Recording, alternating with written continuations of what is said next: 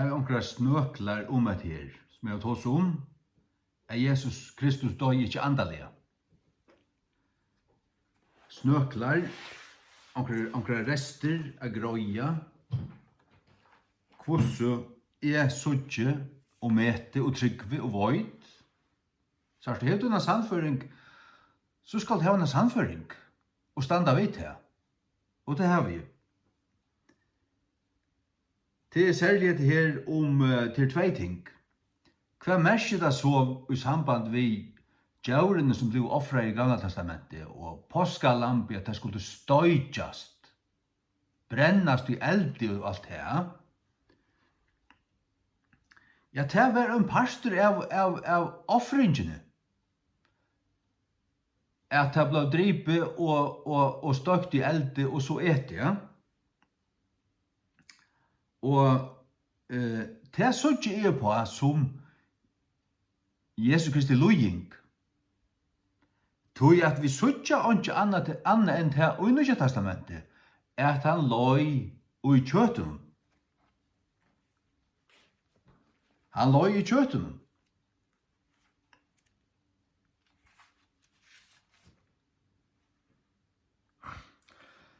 Sjalt og i 4 Peter 4:8 stendur så løys, ettersom ta at Kristus hever lije fyrir okkun og i kjøten. Ta brinje tykkuna sama hatvin og sama sinne, til at han som hever lije i kjøten hilden og pet fra sint. Og 4 Peter 3:8, til at Kristus øysten hever øyna for lije fyrir sinter, hin rattvise fyrir hinnar euratvise, at han måtte føre okkun til Guds. Verande tidsen av løyve og i kjøtenen. Han var tidsen av løyve i kjøtenen. Og det vil si at det var hva vi vuger hans av deg, så var det hans av kjøt som døg. Det er det som det innebär. Og vi stender 4:8, ettersom at Kristus hever lije fyrir okkun og i kjøtenen. Og vi suttje omgant hui apostlene prætlika til eller læra til, hverst jo gjerningen apostlene eller i brøvenen, at Jesus brente i helvete.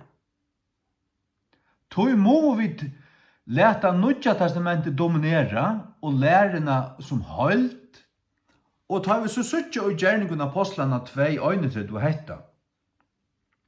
22 og 31 stendur såles nær, gjerningen apostlene 2:26, av tog at du vil ikke etterleta mine sal og i helvete. Stendur altså om Jesus. Og 31, han suttjandi hetta framman undan, tala om opprørsten Krists, at hans sal var ikke etterlaten og i helvete. Hva merker så hatta? Jo, det var langt veri jøkken da. At ta rume og mi og gjerrarenar og hjarta gjerrarenar var eit rum som var dalt ut vei. Jesus fornyer ut til rume. Til rume samla kan kallast helvete. Men her måste du skilja det rett. Helten var eldur, og helten var faunur Abrahams. Og ta Jesus røys opp, så tok han til høyla og vi som var gømt her, og de får opp, og så igjen gjørdest alt helvete. Her er det som vi løser sørst, så Isaiah 5, at hell hath enlarged herself. Nu er alt til helvete. Hvor er det vakse? Jo, for at jeg kommer til alle salen som færer nyer her nu. For jeg har rom for alle tøymen øysene. Det tog. Jesus sal før nyer her, ja. Og han var ikke etterlaten her, nøy. Jesus var inne i til rummen, og vi til at han var deier, til å si han sa kjøtt døye. Han døye som et annet menneske. Døyer andre menneskene nekrande tog, eller sal menneskene, vi tås om å være andalige deier til at vi er utenfor samfunnet vi god. Men er det en andre deier for tog? Eller er han livande som så at han fungerer? Han er her. Ja, han er her. Og selv tar menneskene døyer, hva hender da? Lika med døyer. Anden og salen til innra menneska færa ur, og færa her som til den herra som tar høyra til, eller som tar høyre til. Så er det. Så Jesus fører nyer her, ja, og han sa sal, vær ikke etterlaten og i helvete. Hver er det? Hjerta gjerraren er. Ta rom han får inn i. Og ta i han røys opp, og kom opp ur her, for ångan til at dodja atter, sars du. Han ble røyst opp. Tog fikk han vald, det vil si liklar deians og helvetes. Helvetes tog at det er rommet. Deians tog at han var deir, og han røys opp atter, for ångan til at dodja atter. Tog hever han ta vald, liklar til om vald. Ta vald hever Jesus. Så snart tog jeg ved det her, og sars du, når de er et fær inn ut her, fær inn ut til griska og alt her, men jeg vet her at Hades og Sheol, Hades er det griska og Sheol er det hebraiske året, fyr i helvete. Det merker, eller kan merke, det er rujtje. Og tar vi si at det er rujtje, så er det her, og i gamla testament her, ødel det er fauro. Det er fauro ødel nye her. Helten var helvete, og helten var fauner Abrahams. Det har vi vel og grunn til å etablere. Og til at han Jesu opprøsten, så er alt helvete. Så at ta i år i helvete stendur her, så måste du skilja det at, ja, hva er det her? Er det endelig eldren? Nei. Du må skilja Guds år, vi Guds år, du må leta alt opp. Ta en spurning kommer opp, så må du spyrja Guds år. Ja, hvordan er det nu? Fauner Abrahams, Rujemevre Lazarus, Lukas 16, og Ronsmevren som sammen med Jesus fornyer og i paradis tar der døy. Han var båren inn i faun Abrahams, ikke oppi, men inn i. Det er akkurat det samme som inn i, ja, vi vet hva det er. Det er vært hjertet gjerreren her. Men nå er alt her rom i helvete, så tar vi suttje og gjerningen av apostlene år i helvete. Så skiljer vi det rett. Vi skiljer til at det er steg i her til vær. Men det merker ikke til at Jesus brente i helvete. At han var i helvetes elte, men han var ute i rummen. Ok, jeg har etableret det her. Vi da leser 4 Petrus brev 4:12, la dem lese det øyne fra 3.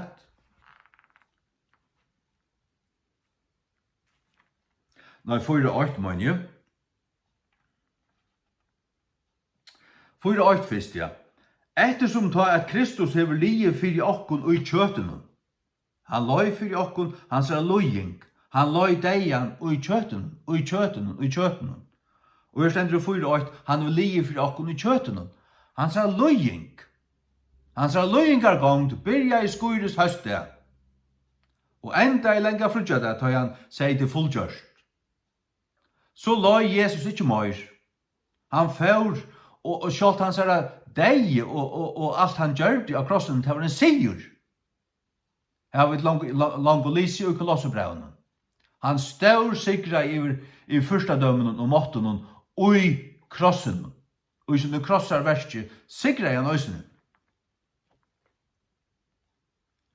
Og så fyrir han nir i helvete til å si hjersta gjerraren her. Men her pratikar han fri anden og i varvårslo. Og tar han så ruisur, så sikrar han øysene. Det var en sigur, at han sigur. Og øytatrætt. Jesus er sonur Guds, han er annar personer og i tru øyntene. Han er god. Ta i Jesus ble fødder, ta kom god. Ta i Jesus var smadrangur, så var Guds år, vi står nå, god kom til kjøttet, Jesus. Selv om han ikke var salvar ved Hellige Anden, så var han er.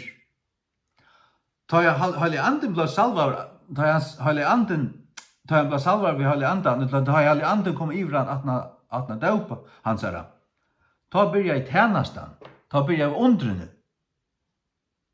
Men han var sonur Guds arentega. Han ble ikke adopteraver. Så det hadde en god med fastlærer som lærer at han ble adopteraver. Når han var og er en evig personer.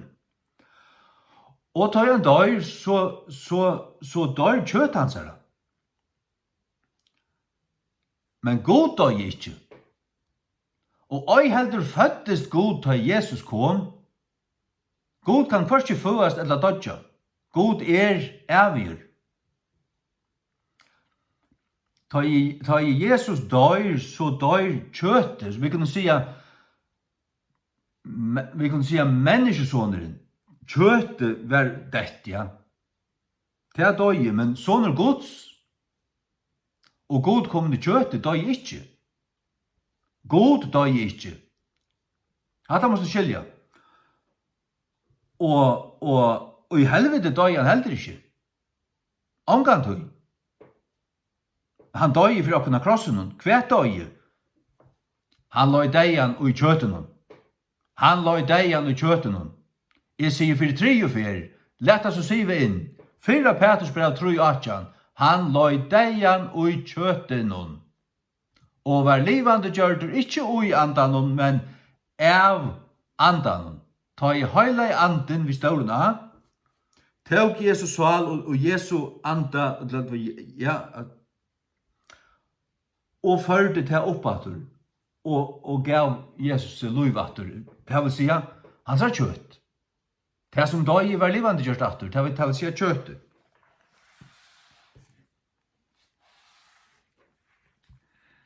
Ja. Så har vi skrivet her Matteus 26. Matteus 26. Etta må det være rett til kristne fargen. Fylgje ikke Kenneth Hagen og Kenneth Dobland og Joyce Meyer, som ser ut som en heks, og det er nøysene. Og at de tog strupen i her.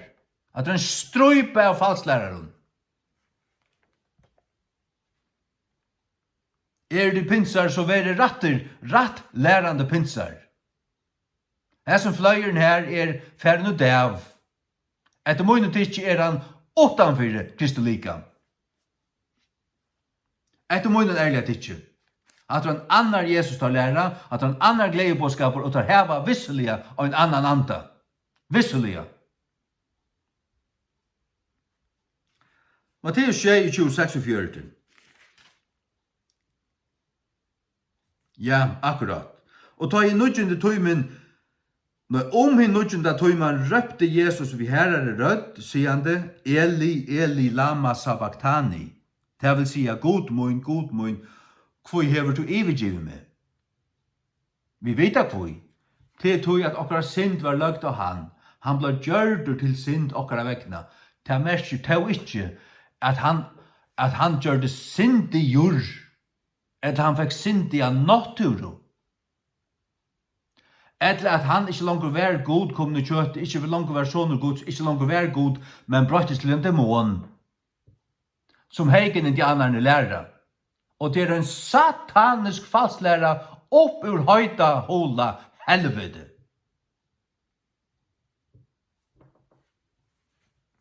Det er ikke undra meg en pinn om Kenneth Hagen er ferdig til helvetes. Det er ikke undra meg. Jeg vet at det ikke, men jeg holder meg lengt fra som patchen der.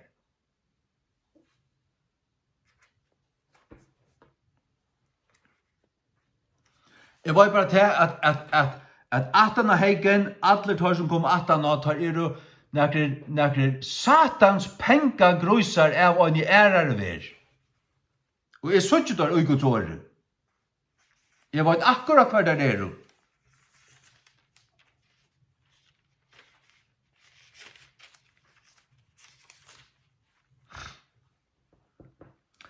Jeg leser om det i 17. Petrus brev, kapittel 2. Men det var også falskir profeter mittlum falksins, enta som det skulle være falskir fralærere tikkara mittlun. Falskir fralærere tikkara mittlun. som løgneliga skulle føre inn helt dømelige renklærer, damnable heresies, løgneliga, snøyja det inn, helt dømelige renklærer, som brøyta evangeliet, så at det ikke langer den sanne Jesus, men en annan Jesus, og så får det en annan anda, og så det slett ikke Jesus her. De tilhører ikke honom. Den som kjever anda Krist, han ikke en av hans her. Stender i Romerbrevet 8:9. Så stender vi her. En ta avnoktande herran som kjøpte tar. Ja, hver kjøpte han tar? Av krossen. Men tar avnokta han, tar brankla alt, tar brøyt evangeliet. Og føre og på seg snære øying. Bring upon themselves swift destruction. Og mennesker skulle fylke at det hervelige vevun, for det var hervelige veier. Kenneth Copeland. Vi grunn av hverjun sannløgans vever skal være iltall av rom, og ta være så sannelige. Og i tjøkken heve sjuko, der heve sjukir, ja nekka så helt utroligt, det halva kunne være det halva var nok. Skulle tar vi falsavun åren, altså han tog som menn, skulle tar vi falsavun åren, tar falsk, tar snilder, tar snifundir. Vi falsavun åren gjerra handelskap urtykun. Tar gjerra handelskap. Disse svigaprofetane som okkara middelen. Tar før inn helt dømlige renklærer. Og årsak av tar vi Jesu navn spotta, ta ver det så sannelig av som pengagrusene. Og det gjerra så sannelig handelskap i urakon. Heiken og Copeland og ta patcher. Først dømur nu fra lengare tøy dralar ikkje, og tarra hel døming durvar ikkje. Tar få sin døm, og tarra hel døming, der damnation slumbereth not. Så suttje Heiken og Copeland og Tapatje i Bibelen. 17 Peter 2. At det tar.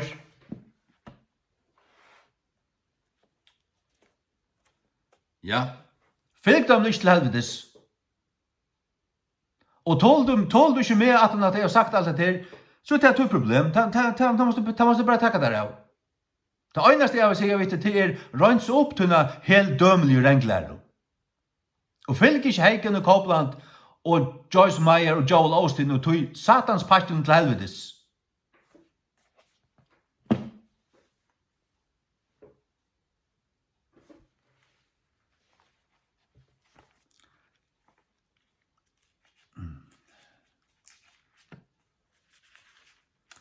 Lukas 23:44. Og Jesus sier vi han, sannelig sier her, og i det skal det være ved meg i paradis. Hatt har vi ikke lyst igjen, nå har vi lyst hatt har vi ikke østene. Og i det skal det være ved meg i paradis. Og i det. Ikke som Jehova vittne sier, at sannelig sier her i det, du skal være ved meg i paradis. Nei, sannelig sier her. Og i det skal det være ved meg i paradis. Tar fauro. Ransmøven av krossen og Jesus fauro i paradis som faunor Abrahams. Her han prætika fyrir anden i varvarslo, og han tok fengaskap til fenga. Ta vaks helvete. Ta sujan til affæra til som til høyla og færa ikke nir etter til færa bøynt opp etter.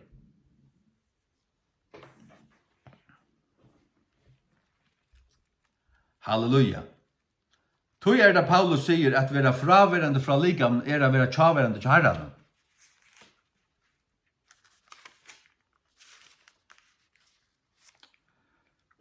Ja. At vera fraverande fra ligam å vera tjaverande til herran.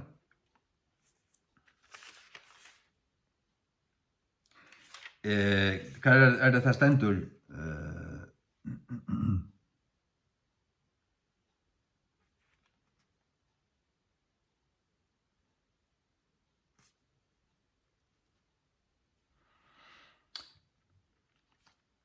Ja.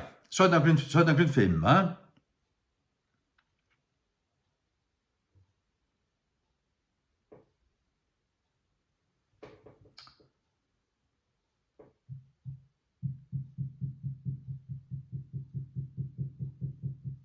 8.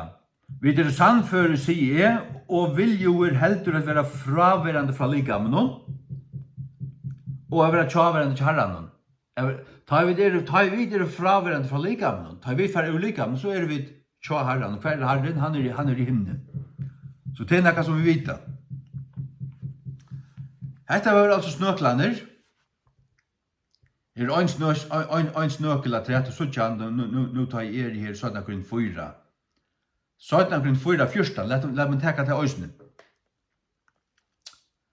Her stender i rødt og bøyblen som han som sitter vi. Vitande at han som røyste opp Herren Jesus, skal røyse opp okkon øysene av Jesus, og skal framstille okkon vid tykkon. Ta evig røyster opp, så vil jeg røyster av Jesus. Hva sier Bibelen til Dahl? Det er Satans lorste til Jakob Dahl, hva sier det? Som ikke kan kalles noen Bibel, det er det slett ikke. Og de bruker det enn som om det er, til det står en bøyt. Hva er den øyneste av dem som bruker den? Her stender altså. Vi til at vi vita at han som vakte opp Herren Jesus skal øysne oppvitje okkon sammen vi Jesus. Han tar seg om noe framtøyerlig, skal øysne oppvitje okkon sammen vi Jesus. Han tar at avnokta Jesus Kristi opprøysen, han tar sier til at Jesus er likamlig av deg og enn, og tar vidt være opprøyst, så vil det opprøyst sammen vi honom.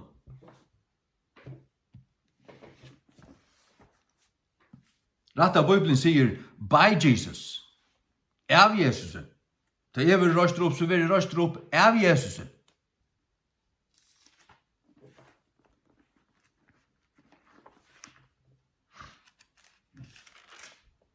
Jeg lar ikke ønske uka hver seg hvert. Ikke et øyneste bette. Jeg trykker ved King James Bibelen, og jeg har sett det at hon er den sanna og ratta Bibelen. Og hvis her på er du ikke. Her stender tja Victor, til at vi vita at han som røyste opp Herren Jesus skal øyne røyse okken opp ved Jesus.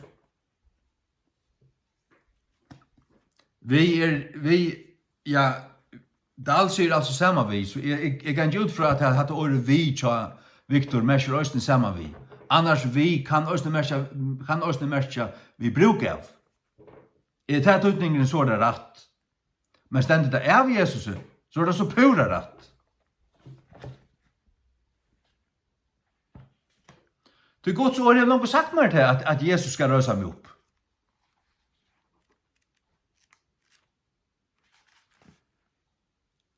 Jesus har sagt det selv i Johannes 6. Sagt du? Man tog i Guds år, vi Guds år. Johannes 6, 34. Og hette er vilje fægersins som har sendt meg, at av öllum som han har givet mer, skulle jeg ikke missa, men skulle røysa det opp av efsta deg. Skulle jeg ikke missa, men skulle røysa det opp. Hvor røysa det så opp? Jesus.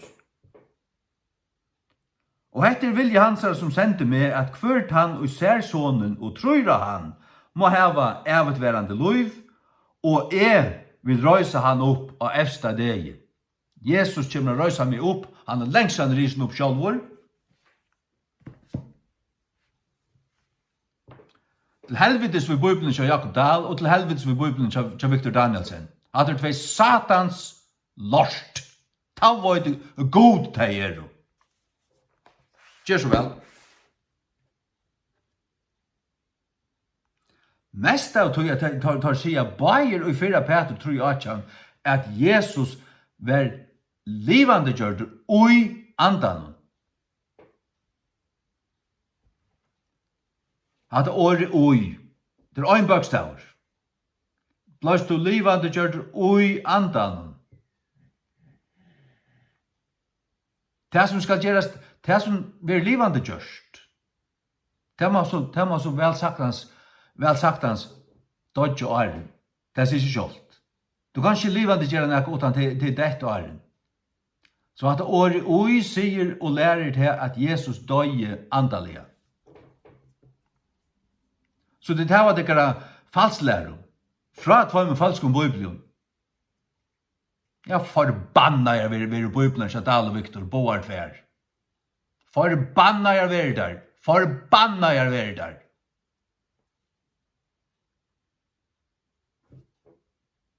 Det lärer du falskt. Luther säger durch den Geist. Till sig god fäger vakte Jesus upp Jöknen halka andan. Gamla danska säger ved anden. Isländska säger efter eller vid. Men King James som den gröjaste och rattaste, hon säger av andan. Det var hela i anden som vakte Jesus upp. Kvärt vakte han upp, han sa lika. Han sa ande døye angantøy. En falsk bibel fører til falsklæro. Og så har falsklærerne nekka at hava det oi, nekka at ikke er det stender her, og så vil folk vittløyt av dem. Hvert forbannat og falska bibel, ja, ta var et god at det gjør. Og det er ikke i mine myndelaga. Det gjør jeg i Guds myndelaga.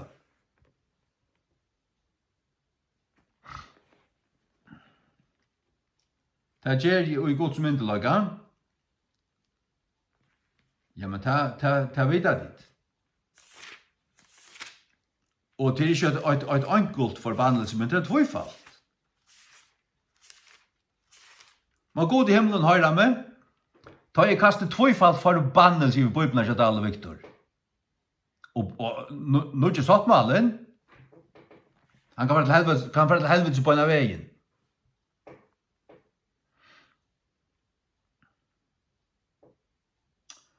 Galaterbrevet 8. Men tau at vit etla en angel av himne, fra himne, præt ikkje tikkun nekran annan gledebåskap enn han som vit hava prætika tikkun, ta veri han bannaver.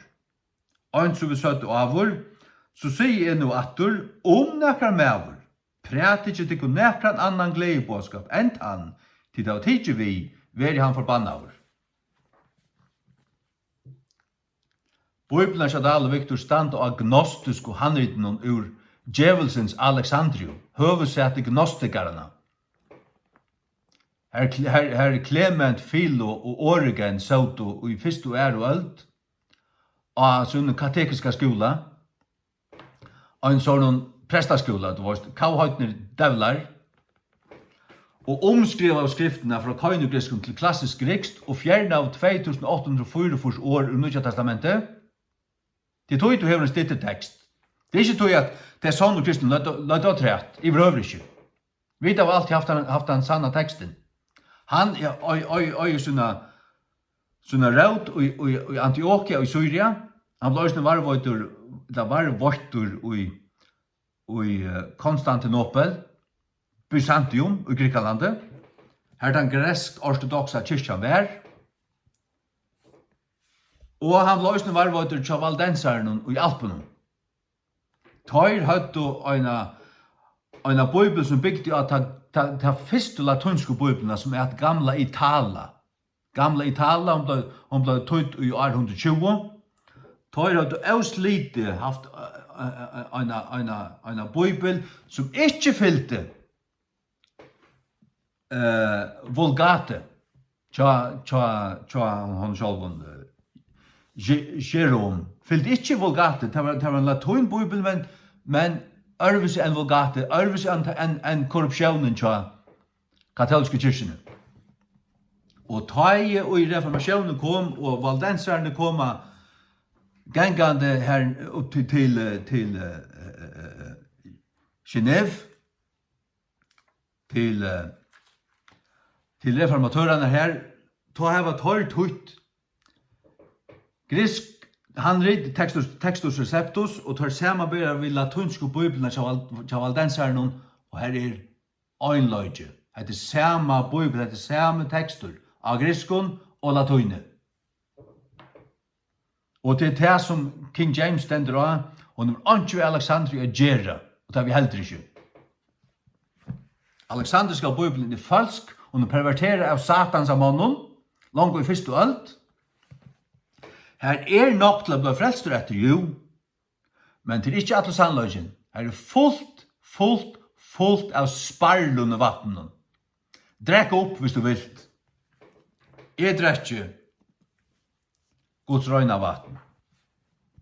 Røyet her til å gjøre det samme, og Jesu navnet. Hette Guds røyna vatten. King James. Og tøyingen av henne til føriska King James. Gjør så vel. Bøn framan av. Amen.